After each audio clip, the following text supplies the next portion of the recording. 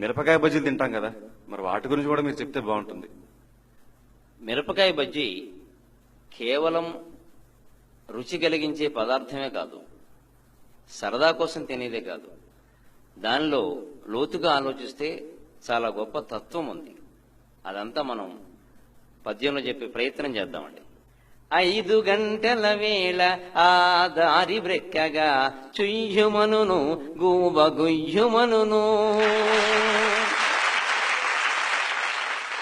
ఆ శబ్దం వినపడగానే ఇటువైపు పెడుతున్నవాడు కూడా ఆ బజ్జీల బండి ఉండే వైపుకి దారి మారుస్తాడు ఖచ్చితంగా. ఇక ఆ పైన పచ్చిమిరపకాయ కచ్చి రేపడి ఎట్లు గుచ్చి చూచుచునుండు గుండె వైపు. అది ఒక ప్రేమ బాణంలాగా గురి చూసి వదిలిపెట్టేసరికి అటువైపుకి వెళ్లకుండా ఉండలేం కదా. ఆ తర్వాత అది వేగుతూ ఉంటే ఆ ధ్వని వేరు, ఆ వాసన కూడా వేరు. నిజానికి శనగ కవచముని సలసలా వేగుచో కడుపులో రసనాడి కదల సాగు. శనగ కవచముని సలసలా వేగుచో కడుపులో రసనాడి కదల సాగు. వాడింకా మూకుళ్ళలోంచి బజ్జీ తీయకుండానే మన కడుపులో ఆ రసనాడి కదులుతూ ఉంటుంది.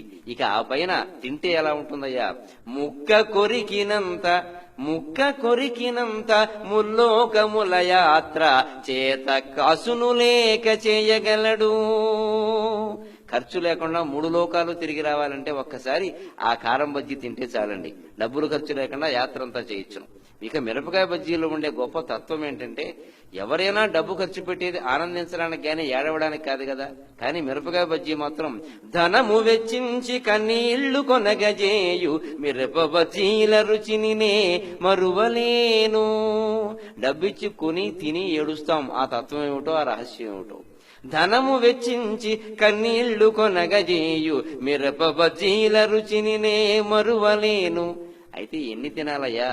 1 2 మంచిదే, 1 2 మంచిదే.